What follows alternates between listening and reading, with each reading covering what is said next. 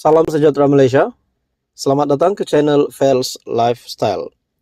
Tuan-tuan dan puan-puan yang amat dihormati sekalian, satu artikel yang panas yang menyebut salah satu negeri yang dipimpin oleh PAS PN Terengganu.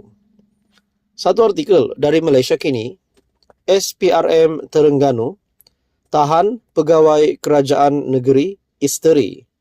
Berita sepenuhnya, Suruhanjaya Pencegahan Rasuah Malaysia SPRM Terengganu menahan seorang penolong pegawai tadbir kanan sebuah jabatan kerajaan negeri Terengganu dan isterinya kerana disyaki menyalahgunakan jawatan sejak 2021.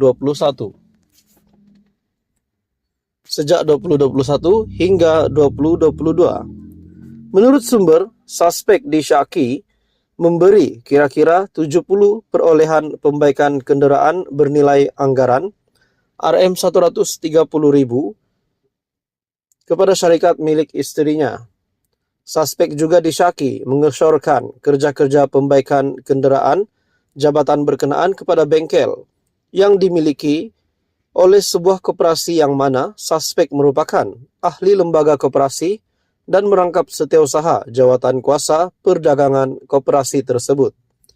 Difahamkan, pasangan suami isteri berusia lingkungan 50-an itu ditahan di pejabat SPRM Negeri Terengganu semasa hadir memberi keterangan dan dijangka akan dibawa ke Mahkamah Magistrat Kuala Terengganu bagi permohonan reman. Sementara itu, pengarah SPRM Terengganu Hazrul Shazrin Abdul Yazid ketika dihubungi mengesahkan penahanan tersebut dan kes disiasat di bawah Seksyen 23 dalam kurungan 1 Akta SPRM 2009. Halo semua, salam sejahtera Malaysia. Tuan-tuan dan puan yang amat dihormati sekalian, setelah berakhirnya PRN, setelah kita dapat melihat keputusan 3 sama, akhirnya terdapat satu persoalan yang timbul dari rakyat Malaysia, kemana POM ataupun Proklamasi Orang Melayu yang dipimpin Tun Mahathir. Setelah kita melihat pada pilihan raya umum ke-15 yang lalu, kekalahan Tun Mahathir yang amat teruk, uang deposit tidak dapat dikembalikan, akhirnya Proklamasi Orang Melayu yang kita dapat lihat menyokong pembangkang PN. Tetapi pada PRN tidak ada satupun calon dari POM. Menurut satu ulasan dari Syahbudin.com, kemana Proklamasi Orang Melayu? Dalam sebuah artikel ataupun ulasan dari Syahbudin.com, selepas PRN berakhir, kemana Proklamasi Melayu? Ataupun kita boleh juga katakan ulasan ini, kemana Tun Mahathir pergi? Apa yang berlaku kepada Tun Mahathir? Ikuti saya dalam ulasan dari Syahbudin.com ini. Di sebalik keputusan PRN yang memperlihatkan PN, khususnya PAS, berjaya memperolehi majoriti undi Melayu. Dalam masa yang sama, ia juga adalah berita pedih buat Tun Mahathir Mohamad yang memperjuangkan Proklamasi Orang Melayu atau POM. Tanpa kelompok itu terlibat dalam kempen, cubaan meletakkan 17 nama sebagai calon tidak diendahkan. Tiada mana-mana pemimpinnya termasuk Tun Mahathir yang turun padang berkempen.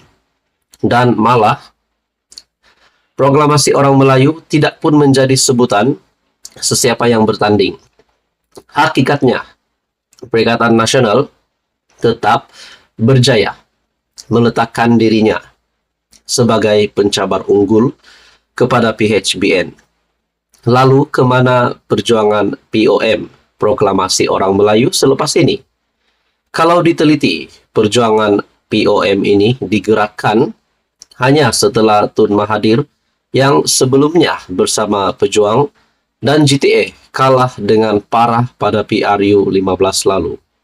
Jadi saudara-saudara, setelah saya melihat artikel ini ataupun ulasan yang sangat hebat dari Syahbudin.com, Adakah di sini setelah kalah pada PRU15, Tun Mahathir meninggalkan pejuang dan gerakan tanah air? Adakah perkara ini akan berulang lagi untuk PRN dan proklamasi orang Melayu? Adakah Tun Mahathir akan tinggalkan proklamasi orang Melayu dan menamatkan riwayatnya sebagai ahli politik dan fokus menjadi negarawan? Nah, itu menjadi persoalan. Dalam artikel ini lagi, untuk itu sekurang-kurangnya ada dua tujuan proklamasi Melayu itu digerakkan. Pertama, untuk menekan dan menjatuhkan Anwar Ibrahim. Kedua, untuk memperlihatkan Tun Mahathir masih relevan dalam politik negara, serta menjadikan dirinya ada tiket untuk bersama-sama dengan PN, yang merupakan satu-satunya blok pembangkang yang ada dalam negara ini. Berdasarkan keputusan PRU15, di mana semua calon pejuang hilang deposit, Tun Mahathir sedar beliau tidak lagi boleh berjuang melalui blok ketiga, terutama dalam usahanya yang tidak pernah terhenti mahu menjatuhkan Anwar. Namun untuk beliau terus bersama PN, tentu ada sedikit rasa malu dalam dirinya berikutan perbalahan dengan Mahyadin pada 2020 selepas berlakunya peristiwa langka Sheraton. Setidak-tidaknya dengan menggagaskan proklamasi orang Melayu, rasa itulah yang akan terjadi setelah sedikit sebanyak menggerakkan proklamasi orang Melayu dengan pelbagai aktiviti. Pun begitu, berikutan Mahyadin kekal sejuk dan tidak menunjukkan jiwa sepenuh hati dalam pertemuan itu. Begitu juga dengan Hamzah selaku ketua pembangkang dan SU Agung PN Bersatu turut tidak berlebih-lebihan dalam memberi respon kepada proklamasi orang Melayu dan Mahathir. Sudahnya tidak apa-apa jalinan kerjasama yang berjaya terbina. Jadi saudara-saudara, adakah di sini Tun Mahathir ditolak sekali lagi? Dan akhir dari ulasan dari Syahbudin.com, apakah sebagai pilihan setelah tiada lagi pilihan, Tun Mahathir akhirnya akan menyertai PAS? Nah, itu menjadi persoalan. Saudara-saudara, menurut Anda, apa komen Anda dengan ulasan dari Syahbudin.com ini? Teruskan bersama di dalam channel ini untuk info yang seterusnya. Mohon bantu channel ini dengan menekan butang like, share, dan juga subscribe. Saudara-saudara, tuan-tuan dan puan-puan yang amat dihormati sekalian, berakhirnya pilihan raya negeri. Masih lagi ramai rakyat Malaysia, netizen yang bercakap tentang pilihan raya negeri, keputusan PRN, dan sebagainya.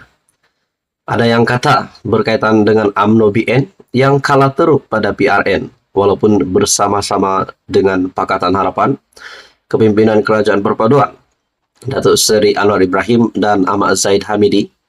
Akhirnya ada yang berkata, adakah UMNO akan dirombak, adakah UMNO akan dibubarkan setelah kekalahan teruk, di mana ada juga ulasan yang menyatakan 3 sentimen yang menyebabkan kekalahan UMNO BN. Pertama adalah Najib Razak, kedua adalah berkaitan dengan Presiden UMNO, dan ada lagi sebab lainnya.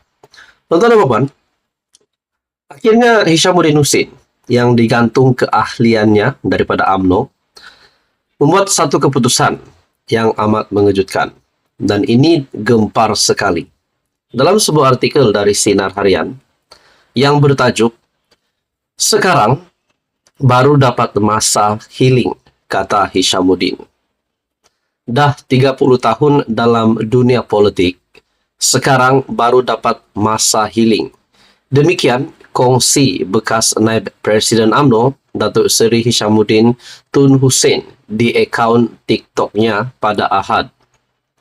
2 gambar yang dimuat naik menunjukkan beliau berada di kawasan seperti padang pasir yang berbukit, namun tidak dinyatakan lokasinya.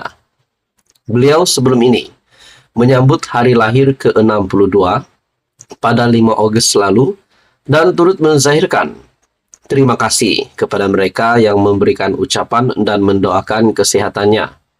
Dalam pada itu, beberapa komen yang ditinggalkan pengguna media sosial berkenaan menarik perhatian, antaranya berharap beliau kembali semula dalam kepimpinan UMNO selepas tamat tempoh penggantungan. Tidak kurang juga ada yang menyatakan bahwa akar umbi parti masih menyokong dan berada di belakangnya.